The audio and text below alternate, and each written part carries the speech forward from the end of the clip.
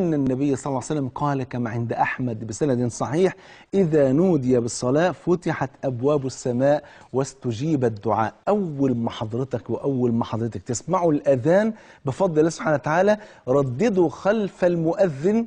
وزي ما قلنا احنا بقى في فضل الأذان حاجات جميلة جدا، ان احنا نردد خلف المؤذن، خد بالك بقى، ثم بعد ذلك نصلي على النبي صلى الله عليه وسلم. بعد ما نردد خلف المؤذن ونقول اللهم رب هذه الدعوة التامة والصلاة القائمة آت محمدا الوسيلة والفضيلة وابعثه اللهم المقام المحمود الذي وعدته. خدوا بالكم ناخد حاجتين هنا، ان احنا ناخد نفس أجر المؤذن الذي أذن، دي حاجة. الحاجة التانية ان ربنا بيستجيب الدعاء، لان النبي صلى الله عليه وسلم قال للصحابي، قال قل كما قال، يعني كما قال المؤذن، ثم سل تعطى. اي دعاء هتدعوه بفضل الله مستجاب بفضل الله سبحانه وتعالى. الحاجة الثالثة ان انت لما تقول آت محمدا الوسيلة والفضيلة، فمن سأل الله الوسيلة للنبي كما صح ذلك في الحديث الذي رواه مسلم أدركته شفاعة النبي يوم القيامة بفضل الله. الحاجة الرابعة أن الدعاء مستجاب بين الأذان وبين الإقامة، فأنت بعد الأذان مباشرة ادعو بما شئت بفضل الله.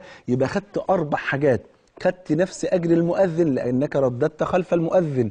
الحاجة الثانية إن سل تعطى، اللي أنت هتطلبه مستجاب في هذا الوقت بفضل الله. الحاجة الثالثة لما تصلي على النبي صلى الله عليه وسلم الله عز وجل يصلي عليك 10 مرات ويغفر لك 10 خطيئات ويعطيك 10 حسنات ويبني لك بيتا في الجنة.